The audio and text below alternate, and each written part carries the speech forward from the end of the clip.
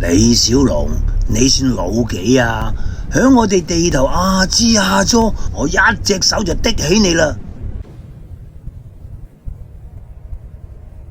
我好驚啊！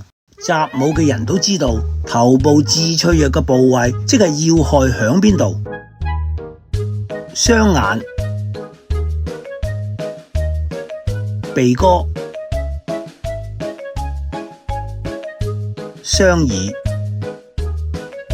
小龍響咁嘅位置攻擊佢嘅眼同鼻比較轉折，剩翻嘅要害得佢雙耳。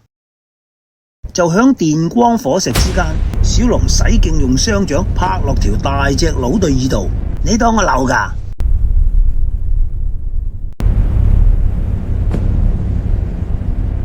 咁打法唔暈溫運都幾難，挽下手唔知龍死 Q 埋都有份啊！I Cantonese 愛廣東話，粵語保育及傳承。